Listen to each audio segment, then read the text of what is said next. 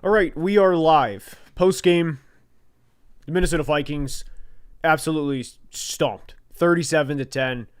They fall to 3-4. The Los Angeles Chargers improved to 5-3. First couple of things that I do want to address is I want to credit the hell out of the Los Angeles Chargers for playing the way that they did, and for I want to credit Jim Harbaugh for having his team ready to play. I definitely want to credit Jesse Minter for having his unit ready to play. And one of the biggest things that that was, 4 days ago on Sunday, the Colts absolutely embarrassed the Chargers. They put up 38 points. Jonathan Taylor looked, OPOY, the way that he has all year. You go from putting up 38 points to allowing 10 in a span of a couple of days. You have to give credit where it's due. So again, credit to Jesse Minter and his unit for playing the way that they did tonight. And there was a graphic at one point in this game that popped up, and the Chargers at one point in the game had 20 first downs, and the Vikings had 24 total plays. This was a beatdown of beatdowns. And I'll tell you what's kind of nice in one regard. Obviously, you guys do know I'm a Vikings fan. I do know that whenever your team loses, that people are going to want to see you sulk. People are going to want to see the misery aspect, and I promise we'll get there. But what was kind of nice about this game specifically, at least from a Vikings fan standpoint, was I knew this game was over by 9 o'clock. It's 11:20 here on the East Coast now. I knew 2 drives in, down 14-0, done. It wasn't even a, oh man, we might come back. Nope, it was done. And there's a lot of things that have to be addressed. First off, Justin Herbert played really good, especially in the first half. The stats don't really look that great for Herbert, but he was dealing in the first half. He also was running the ball really, really effectively. And Justin Herbert was really good. He was really good tonight. And it was timely plays. The Chargers eventually just kept running the ball. And they out first down the Vikings 29-12. The Vikings could not get out of their own way. There's a lot that has to be addressed. By the way, if you guys are enjoying, if you're going to be a part of this, at least just please drop a like. It helps the stream tremendously. And we're going to be here for a while. So, where do I begin? First off, I always start every Thursday night game by taking a bunch of notes and by really just going in with everything, right? So I actually stopped taking notes at around 9:30 because it was an absolute beatdown, and everybody knew the type of game that it was. So Isaiah Rodgers dropped pick 6/incomplete. Now I will be honest, not even as a Vikings fan, I didn't think that was a great call. I didn't think that it was conclusive enough to definitively say, hey, this is 100% an incomplete pass. And by the way, when you get outgained 419-164, it would not have made a difference. When you get beat by 27 points, it would not have made a difference if the rest of the game was going to play out like that. So let's just clear that there. Even if the Vikings lose 37-17, no bearing on that. Now, there is a conversation to be had about, well, if they get up 7-0, maybe the rest of the game changes. But even what I would say within the Isaiah Rodgers dropped pick 6, I'll be honest, I said immediately after that play to myself, I said, I know this team. I know how this team is. The Chargers are going to get on score a touchdown. What do you know? Oronde Gadsden had like 77 yards midway through the second quarter. And I really feel that if he wanted to, based on how Herbert was playing tonight, that if he really, really wanted to, Gadsden could have had a 150-yard 2-touchdown night if that was what the Chargers wanted. But there's a lot to be said about the Minnesota Vikings. And one thing that I don't want to skip over is how well the Chargers played, because they truly deserve all the credit. Jim Harbaugh had this team ready to play, and Kamani Vidal, nearly 120 yards on the ground. Herbert was spraying the ball around the yard. And if it wasn't for a Benjamin St. Juste penalty on Jordan Addison, they would have probably won 37-6. So, I don't know how much how much people after the fact really want me to go in with the Chargers and talk about how good they are. They played phenomenal. I give them all the credit, right? But I know there's going to be a lot of people that want to hear the Vikings part. So, within this, there was one play in the first drive I could not stand this when the play happened. Just a dirty play by Dallas Turner. A lot of people I feel like would not, maybe not say that about their team. That was a dirty play by Dallas Turner to like headbutt into Justin Herbert. Like that was cheap. That was dirty. That was a bad play. That's a, I was gonna say suspension. That's undoubtedly a fine with that play. I hated that. That was awful. That's not what I want my team, how I want my team to look. So great drive by LAC after the pick six, and awful second drive by Minnesota, which was a general sign of things to come based on how the night went for Minnesota.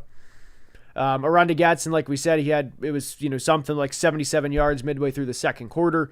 At one point, I asked the question in my notes. It was after a Dallas Turner offsides penalty, who was a first-round pick last year that the Vikings traded up for, traded significant draft capital to go up and get Dallas Turner. I asked the question, can he play any worse? And what's really frustrating is this is a player that, the Vikings gave up a lot to go up to get an extra first-round pick in 2024. And then they had the 23rd pick, and then they moved from 23 to 17 again. So they did a double trade up, and you get Dallas Turner, he's largely been a bust a year and a half in. Call it what it is. He's largely been a bust. So there's that. Carson Wentz tonight, by the way, he was absolutely atrocious. And here's the thing. Here's the thing with the Carson Wentz. There's people tweeting at me, Carson Wentz stinks, and then I had a tweet that was near the end of the game. You should have just kept Darnold. Or it was something, the tweet started, it was, nobody would succeed behind this offensive line. You should have kept Darnold. That tweet really didn't make a lot of sense to me, because I don't understand how you can say, hey, you need to keep the quarterback that had the success last year, but you're also saying how bad the offensive line was. So that one I didn't really get that one. But the offensive line, there's a lot of things that can be true. The offensive line tonight, horrendous. It also didn't help that Brian O'Neill was out. It also didn't help that Christian Darrisaw left midway through the game. And when you're down to Carson Wentz, Walter Rouse, and Justin School as your quarterback and your top two tackles, it's going to look pretty ugly. And it looked ugly all night. But even within this, where my frustration is with Kevin O'Connell, that is very valid frustrations to have, by the way, is there's KOC defenders. And I let me just preface this part here before I criticize KOC and really break down a lot of his decisions. I don't think KOC should be fired. Like, I want that crystal clear. I don't think KOC should be fired. I mean, he's awesome as a head coach, generally, right? But there's a lot that needs to be discussed, and tonight was a prime example where people put KOC on this pedestal of, man, he is just so good. KOC can do no wrong. Now, I understand that if you're a Titans fan that just had to sit through Brian Callahan for a year and a half, who was fired, and now they have Mike McCoy, or if you're a fan of the Jets who are winless, or if you're a fan of the Raiders right now with Pete Carroll, that you would do anything to have a head coach like Kevin O'Connell. I acknowledge that, and I get that. But there are little things with KOC that we're in year 4 now that are probably never going to change, if we're being honest. If we're having a blunt conversation, that are probably never going to change. And one was, the team is down 24-3 in the third quarter. There's maybe 20 minutes to play at this point, maybe 4 minutes left in the third quarter. It's 4th and goal from the 15. You're on the road on a short week. I mean, correct me if I'm wrong, but what do you have? What do you have to lose by not going for the touchdown there? Now, they got bailed out by a Benjamin St-Juste penalty, who has not been a good player since he's been in the NFL, dating back to his time in Washington. They got bailed out there. They eventually get a touchdown. But that is the difference between losing 37-10 and 37-6, was getting bailed out by a penalty like that. Now, there's probably going to be some Vikings fans, the flags weren't in our favor tonight, and Tyler Beatty got called a couple of times on kick coverage and with this penalty or that penalty, whatever. It wouldn't have mattered. There's a lot that needs to be addressed within the Kevin O'Connell part. There's also a part where I don't know how you watch Carson Wentz in the first half, just sack after sack after sack. I mean, there were times where it was 3, 4, 5 seconds. The internal clock never goes off. It's not a matter of, hey, no, it never goes off. And I don't know how you watch that first half. You continue to play him. And one thing that this is admittedly a little nitpicky with Kevin O'Connell and my frustrations with KOC, but you're down 25 or 24 points, whatever, in the second half with like 7 minutes to play. Why is Justin Jefferson still in the game at that point? You're not coming back down 34-10 based on how this game is played. That is one thing that really, really drives me up the wall, is whenever you're in a situation like that. Look, I'm all for, fighting to the end, that type of thing, but I'm also trying to be smart about it too. I don't want my $140 million or whatever, 135, it was whatever, I think it's 135 for Jefferson. I don't want him out there tearing an ACL 5 minutes left in the game. We're down 34-10 with Carson Wentz as the starting quarterback and with Walter Rouse and Justin School as the tackles, because we're out there trying not to give up. Just an absolute embarrassment all around tonight. And Brian Flores, by the way, that's another conversation worth having. I mean, he was outclassed all night. You can, again, the one thing that I will say about the KOC defenders is they always have an excuse. It's always something.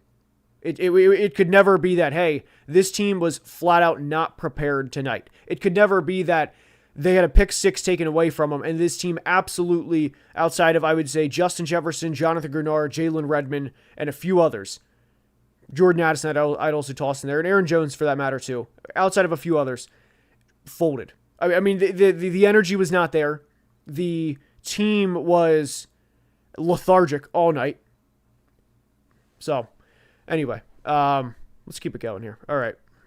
Let's see here. Sorry for the loss. Much love, Best Football Channel. I appreciate that. Thank you, Derek. I'm gonna dive into the comments now. Let's dive into the comments here.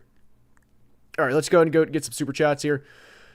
We have Leo. I'm analyzing my football so hard right now. I do like that. Herbie stunning on the haters. Look, Herbert played good tonight. And the interception was a tremendous play by Jalen Redmond to tip the ball. And by the way, Jalen Redmond is awesome. Feel bad for guys like Jalen Redmond tonight who go out there every snap, give it their all, every play. Let's see. My pet bearded dragon. I'm at work right now. Couldn't watch the game. Is Wentz alive? Hardly. No, Wentz took a beating tonight. But again, for the KOC crowd, at what point do you have to say, hey, enough is enough? There's literally, what is it going to hurt to bring Max Brosmer in this game to at least see what you have? Carson Wentz should have been benched at halftime. I mean, that was awful. Now, I'm pulling up the box score right now, just to give you, I want to pull up the exact numbers here for this atrocity of a game. Carson Wentz finished the game sacked 5 times, 27 yards. It seemed a lot worse than that, I will be honest, but it seemed a lot worse than that. Dylan says, as an Eagles fan that grew up in Minnesota, the last time I felt optimistic about a young Vikings quarterback was Teddy. Hopefully JJ somehow works. If there's any people after tonight that think that JJ was benched, I don't know what to tell you. I really don't know what to tell you. The whole plan for J.J. McCarthy is that KOC wants a full week of practice from him, which is reasonable. That's a reasonable, whenever you want the best for your players, the development, that's reasonable from a head coaching perspective. If you think J.J. is, if J.J. McCarthy cannot go out and do what Carson Wentz did tonight, anyway, Kwesi needs to be fired yesterday. KOC too, maybe. I disagree on KOC. Kwesi, it's a conversation at the end of the year, but Kwesi is, look, from the roster that was fielded tonight, Kwesi's not down there giving every player pep talks. Not trying to defend Kwesi. I'm just trying to be fair to him. I'm not saying that or advocating that Kwesi is a top 2 or 3 GM because he's not. But Kwesi's not down there game planning every week, and the team flat out did not come prepared to play in this game. MJS says, Vikings maybe should have an actual game plan for backups this year instead of signing Wentz late August and praying JJ is healthy and crushes it. I would 100% agree with that. Now, what I just said about Kwesi with the not being prepared to play, that part falls on Kwesi. I would 100% agree with you, and that part is valid. That was a complete mismanagement. The J.J. Darnold, Daniel Jones conversation is not applicable to that. But the backup quarterback, yes, I would agree. All right. Kwesi's inability to draft sustainable players have finally punished us this year, unfortunately. Don't disagree on that. There's definitely times where Kwesi gets too cute in the draft. And, yeah, I don't disagree with what you're saying at all. Weisenberg, 10-piece, appreciate it. Appreciate the dime. Happy for the Chargers win. Also felt bad for Wentz. That makes one of us. Don't know why they had him go back out there, despite him obviously being in pain. So I do feel bad for Carson from a human being standpoint. I do feel bad that he was not taken out of the game because he should have been long before that. But Carson Wentz, 6 teams, 6 years. That does not by accident. Now, again, from a human being standpoint, I obviously feel bad for Carson there. Obviously. Let's see here. Kwesi needs to go. KOC needs to be on notice. KOC does not need to go. KOC does not need to go. I promise. I've been crystal clear about that. He does not need to go. And one of their frustrations that I really, really wanted to voice was that whenever we're down 3 scores, there was a point where we're down 24-3, late in the third quarter, 3 to 4 minutes left to play, whatever. The one thing that really, really just it irks you after being on year 4 with Kevin O'Connell is you're watching the game and you are screaming at the TV. There's 12 seconds, 11 seconds. They're still in the huddle. Like, guys, we are down 3 scores. Like, we gotta go. Whatever the 37-word play call is, buddy, shorten it up. Like, Kevin, we gotta go. That is that is really maddening. I will be honest. People always talk about like, getting triggered or whatever. That one actually like triggers me when I'm watching live, and I'm like, Kevin, like, buddy, we gotta go. So he doesn't need to be fired for that, but that's one thing where it's like critical, like, hey, like pick it up. All right. Speedy says, if I see anyone but JJ take the field next week, O'Connell needs to be the next FBI case. Good reference to everything that happened today. The Portland Trail Blazers head coach Chauncey Billups was in like an FBI investigation for gambling with the mafia, which was wild 24 hours. And then why am I forgetting the name? I'm picturing now. Terry Rozier was involved in a sports betting thing. So anyway. All right. Let's see here. Why was Wentz out there? Tremendous question, Ben. Tremendous question. KOC will become a campfire story if Max Brosmer does not start next week. Well, I hate to break it to you, but JJ's going to start next week. Tony Soprano shout out. Exactly. There is no mafia. There is no mafia. And it's a stereotype and it's offensive. So let's just get that out of the way as well. I think Wentz deserves an extension of True Gem. I disagree. Alexander appreciates the sticker. I'll gladly trade KOC for Harbaugh. I mean, I'm assuming that's John Harbaugh, and I would understand why. KOC is like, all I'm saying, excuse me, sorry about that. All I'm saying about KOC is people put him on this pedestal like he's a top 2 head coach. I don't think so, personally, but that's just me. The Vikings turned into the 2024 Bears for a game. The thing is, though, is it's like, it's frustrating because this is, I mean, it's not uncommon for a KOC team to not show up in a primetime game. That's fair to say. You were awful for 3 quarters against the Bears. It took a miracle in the 4th quarter. You didn't show up against the Falcons. This game, I mean, you embarrassed. Absolutely embarrassed tonight. All right. Let's see here. Could you, oh God. Could you see Tua on the Vikings next year? No. Appreciate the super chat, Brian. Sorry for that reaction, by the way. If there's still any Tua supporters, sorry for that reaction. No. Absolutely not. All right. Anyway. That would actually be a funny clip, by the way. Just to get the actual just live reaction of the idea of that. No. Cookout Mafia, rise up. Shout out Cookout. One of the greatest things that we have in the country. It's a fast food place named Cookout. It's tremendous burgers, chicken, cheese curds as a side, which is always elite. You can get everything for like $10, dude. I love Cookout. Shout out Cookout. I cannot wait to be at the next Cookout. It'll probably be in January down in Mobile for the Senior Bowl, but shout out Cookout. And Cookout, if you're interested in sponsoring, yeah, I'm there. All right, Parker, great question. What was even the point of KOC continuing to play Wentz? That's a great question, Parker. I wish I could ask KOC that. I mean, as a Lions fan, I can't complain, but still. So disregarding the Lions part, but you were getting your, I mean, language here, by the way. You were getting your ass handed to you. I mean, it was belt to ass, almost as bad as, I mean, quite probably not as bad as the Raiders game a couple days ago. They were out first down 30-3. We were out first down 29-12. But I mean, I don't know. I wish that there was an explanation for this. I really do, because there is quite literally zero logical explanation as to why Carson Wentz stayed in the game tonight as long as he did. There is zero explanation.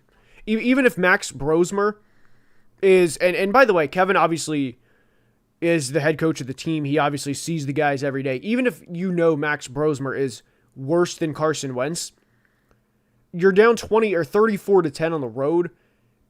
You were down 21-3 at half, so you were down 3 scores. Put him out there so everyone can at least see how bad he is, if that's the case. Nesquick, appreciate the super chat as always. Appreciate you being a member. KOC is good, but when he's getting bowled over / his quarterback is getting overwhelmed, he doesn't change strategies. That, my friend, is the biggest tip of the cap that I can give, because that is my biggest frustration with Kevin O'Connell. You get down like the Vikings did in the Rams game specifically, earlier in the playoff game last year. Darnold was not having a good game, not trying to take a shot at Sam Darnold. Happy for the success he's having this year, but there was nothing. It was we're just getting beat, and it was very much like, oh, come on guys, let's go, let's keep it going. All right, come on guys. Nothing. There's quite literally zero reason to not put in Max Brosmer tonight. Josh Jobs will save you. Shout out to Dobster. All right, let's see here. You could always trade for Kirk Cousins. I appreciate the super chat. That's not going to happen. It's just not. I don't want to be, it's just not, and then not say anything. JJ's coming back next week. It's not going to happen.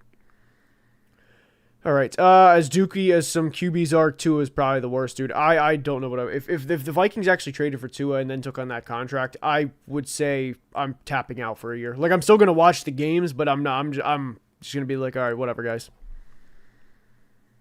All right. I don't think he is either. Dude coaches not to lose a lot, and it frustrates me. That is, so within the KOC thing, that's another part that frustrates me. What frustrates me is there's a lot of times where KOC, again, he does a lot of things right. Obviously, he is undoubtedly a top 10, I was probably even higher than that, but undoubtedly a top 10 head coach in the NFL, right? The part that frustrates me is the people that just the top 2, top 3, he's the best of the best. He's not. I'm telling you right now, he's not. There's so many things within the game that if you watch this team play, it is the constant lack of attention to the play clock. It's just regular things that don't need to be the way that they are, that are very easily fixable. We talk about coachable players. How about coachable coaches? I mean, we don't need the 40-word play calls to where we're getting out of the huddle down 3 scores with 3 minutes left in the third quarter with 10 seconds left on the play clock, with the play clock rolling. I mean, I'm damn near screaming at the TV like, guys, we have to go. And then it's also, it's just frustrating. It's like once the playbook to beating the Vikings is if you can jump out to a 14-0 lead quick, you're going to probably beat them more often than not. I mean, and I realize it's like, oh, no shit, obviously, if you're up 14-0, but it's like the team just, it's like they just don't, it's like they just don't respond. It's, and I know there's a couple of games, obviously the Colts game a couple of years ago, all we need is 5 touchdowns. That was obviously fun. I don't want to take away from that. Or the Bills game, but it has to be like a weird fluke game for something like that to happen. Happy to see you popping off. Carson and KOC joking on the sideline was infuriating even as a Raiders fan. That's again, and again, like I'm obviously by no means perfect. I don't ever claim to be, but it just frustrates me how much praise I constantly see versus the criticism that should be there that's not. So, all right. Thoughts on Donovan Jackson? I mean, I didn't think he was like particularly bad tonight, or I didn't think there was anything like, it was just an all around bad night for the Vikings. I didn't think Donovan Jackson's been good as a first round pick. Like, he's been fine. He's not a problem. I could give you 15 problems. He's not there. So I would say fine. I have to be direct. I wasn't specifically looking at left guard tonight. I was more so watching Walter Rouse and Justin School. Jojo Hinkie says, I feel so bad for Jettas. I mean, it's a tough situation, Jordan. It is. And Jordan, it's a tough situation. I'm just leave it at that. Catalyst says that plan is to, the plan to overhaul the IOL for JJ only looked good on paper, at least right now. Injuries or not, the offensive line stinks. I would not put in JJ right now. So I would push back because he has to play. Like, this is a player that's played 2 games since January of 2024, the national championship in Michigan. He's got to play. He has to get reps. Fair or not. I mean, we can't sit here and say, all right, JJ, we're going to trade 2 first-round picks for Quentin Nelson, and we're going to trade Jonathan Gernard for just another great player. If we're going to trade him for Tyler Linderbaum, that way you can have a chance to succeed out there. You got to play. You have to play. But I agree with what you're saying, that the interior offensive line is not good right this second. I completely agree and acknowledge with what you're saying. All right. Hey, Garrett, I would put a bet that the Vikings go 9-8 and miss the playoffs. That'd be very Vikings. That honestly would be very Vikings. When are we going to admit KOC got exposed by Detroit and the Rams last year? I mean, I feel like I've been talking about it for a half hour. I mean, I've said the whole time that KOC is not as good as the media makes him out to be. He's not bad, but he's not as good as... Anyway. All right. Happy to see Vidal... Weisenberg, appreciate the super chat again. Happy to see the Vidal and especially Gadsden explode tonight. Bolts may have their tight end of the future in Gadsden. I would agree, especially with Gadsden. Now, Kamani Vidal is a... You have a Marion Hampton. We'll see on that one. But I do agree 100% on Vidal. I 100% do. All right, Titania, appreciate the super chat. Lions won my allegiance solely because you can tell Dan Campbell wants to win. He doesn't want to lose. He doesn't want to tie. He wants to win. And that was the spark that got me into football. And that's very fair. And, I mean, look, you can say what you want about Dan Campbell going forward and all that and everything, but there's never a doubt. There was a situation early in the game tonight. I think it was like 4th and 1 from the Vikings 42 or 41 yard line, somewhere in there, and the Vikings chose to punt it away. And I was just kind of like, what are we doing? Like, what is the point? So I'm with you. I get it. All right.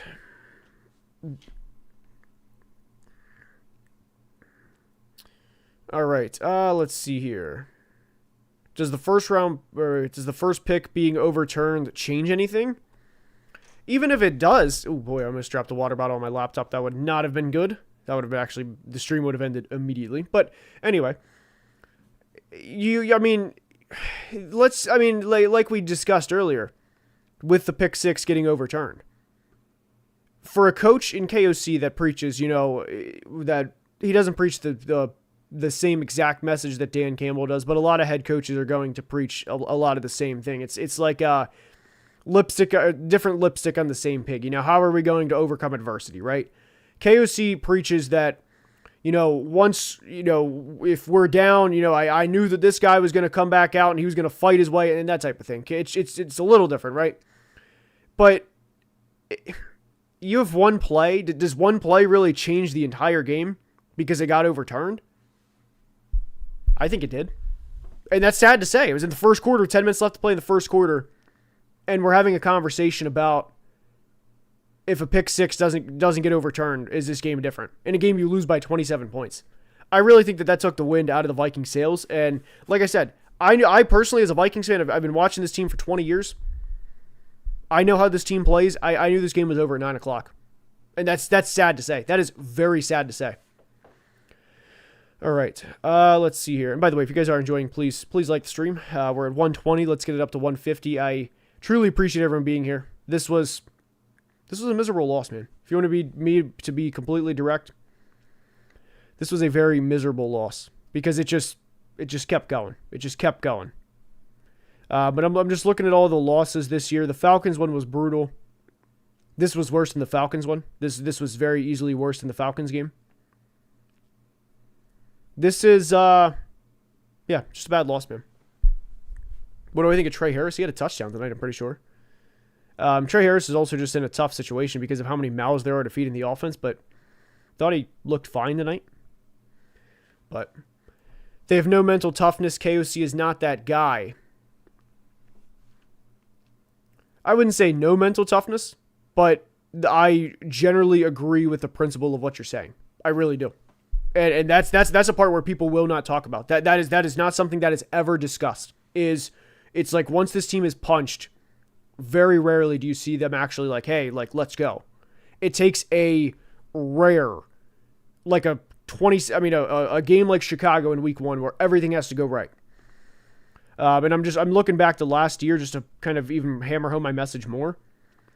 The one thing that drives me up the wall, this goes back to the KOC thing, is once the team is up, KOC there might be like 2 or 3 good drives, and then it's just cruise control for like a quarter and a half. And there were not 1, but 2 games last year against the Packers. The Vikings won by a total of 4 points. They were up in each game by 28 points in one of the games and by 17 points in another. And if you had to sit here and watch your team know that you're up 28-0 against your division rival, your biggest rival, and you know that this game isn't even close to over because you don't go for the kill. There's criticism that needs to be had, man. And then, like I said, I'm just looking at other games from last year where it's just frustration after frustration. There was a game last year in Chicago. The Vikings barely squeaked out that they were up. I want to say it was either 9 or 11 points with like 2 minutes to play. The Bears came back and tied it up and sent it to overtime. There's just so much. It's just frustrating, man. Here we go. JJ McCarthy's a failed experiment. I appreciate the super chat. I don't agree with the first sentence, but let me keep reading. Complete the Brett Favre prophecy and sign Rodgers this offseason. Rodgers and Jefferson would feed families. So with the JJ being a failed experiment, we're 8 quarters into his career. I've never seen people talk so definitively about a player. Two games into his career is the way people talk about JJ McCarthy. He's 22 years old. He was not a 25-year-old rookie. But Rodgers, I'm pretty sure he alluded to a couple of times that he's going to retire, but we'll see.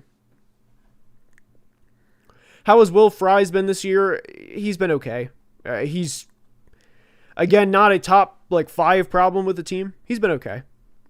He's all right. My man is 6 sorrow beers deep. I do not drink, brother. I do not drink. Do not drink. No, sir. No, sir. Don't drink, don't smoke. No, sir. I did actually joke tonight, though, that after Carson Wentz took one of the sacks that I needed a cigarette. Don't smoke cigarettes either. I definitely do not chain smoke cigs. I don't smoke cigs, but I got a good joke in. But no, I don't drink, don't smoke, so I'm just sorrow from 20 years of a Vikings fan in. But tonight would be a good time to start. I'm not starting. Not starting. No, sir. No. But Wentz release time seemed way too long. What do you think? Was he missing pass opportunities or was the pass coverage impeccable? I find it hard to believe. And I mean, you're not watching. At least I didn't watch the All-22 while this was going on tonight. But I find it hard to believe that the Chargers went from getting shredded the way they did against the Colts Sunday to being impeccable 4 days later. So I would venture to say no. All right. Let's see here. At least you look young. Normally the Vikings are aging people. I'm 27. So I do appreciate that. Out here ripping darts like nobody's business. Tonight would be a good night to rip a dart. I'll tell you that, man. But no, I got it all out of my system. I got it all. I got the frustration out. Chargers kicked our ass, man. There's just no other way of calling it. Carson Wentz hopefully took his final snap as Viking tonight. Hopefully. But all right, Marlboro Black. I've heard, isn't Marlboro Red the strongest one? Isn't that like the big daddy of the cigarettes, if you will? All right. What does ripping darts mean? It means smoking cigs. Like a lot of cigs. Let's see. Are the Vikings cursed in SoFi? They've won once. I think they're 1-2. I'm trying to do the math. I know we lost last year to the Rams. We did not play in SoFi in the playoffs because of the wildfires. So, obviously, everybody that was affected by that, of course, hope the situations that everybody had to go through is, better than it was 9 to 10 months ago. So I think they're 1-2. Lost last year on Thursday night, lost tonight. They did beat the Chargers back in 2021. There's a reason that free agency, appreciate the super chat, Catalyst. There's a reason that free agency isn't as impactful as good drafting. The Vikings are definitely a symbol of that. You're not wrong. And what's frustrating is there's been a lot of times where I've thought, hey, why didn't we draft this player? Several instances of that this year, unfortunately. Now I was fine with the Donovan Jackson pick. I really was. But I was not a fan of the Ty Felton pick. I wanted Alec Iomanner from Stanford. That would have been a better pick. It's just frustration after frustration, man. It really is. Shout out FA, great content, appreciate it. Paul Mall, I did hear of that one recently. That's one that I did not know was a thing. I did hear about that recently. It might be Carson Wentz's last snap period. You're not wrong. Why didn't we draft this player life as a Raiders fan? That is true. That is true. I don't have it anywhere close to as bad as the Raiders fans do. That's very true. All right. Let's see here. Can we not draft or can we just not develop young players? So that's a conversation. The offensive line coach, that's a conversation worth having. You know, how do you invest all this in the offensive line, kind of get lucky with Christian Darrisaw and Brian O'Neill, and then you invest all the draft capital that's been invested over the past 5 to 7 years, and you still routinely field shit at the position, or positions. What's next for the Vikings? Probably get beat by 21 in Detroit and hope that JJ shows anything. It's been tough, man. JJ has to stare down Aiden Hutchinson next week. Wonderful. That's a pleasant thought. That's a pleasant thought. Aiden Hutchinson leading the league in pressures, by the way. He's awesome. And Joseph, that's also a great point. Darrisaw and O'Neill were Spielman. So, it's tough. Oh, geez, a lot of super chats coming in, guys. All right, appreciate it. Sea-Dog says, JJ seems like a bust with all the injuries. I still lit up my Bears. What do you think the quarterback room should look like next year? I mean, you still got to roll with JJ. So I really can't answer the quarterback room next year because the JJ injuries right now, it's not fair to say that like he's injury prone draft bust, or he's draft bust because of injury prone, because one, he tore his meniscus. You can't control that. Like, that is what it is. And then he sprains his ankle on a play where he's making a play, right? That's two freak things. But for what it's worth, the team played the meniscus cautious last year. There was, from my understanding, I'm not a doctor, it was basically like, do you like trim something up within the knee, and that way he would have been back by October of last year or November? Or do you completely like redo it and do it right? And basically kind of like have it be like a Band-Aid versus like, hey, let's, instead of just placing a Band-Aid on something, let's really just, redo the process over and have everything right. So that was the meniscus. And then a sprained ankle.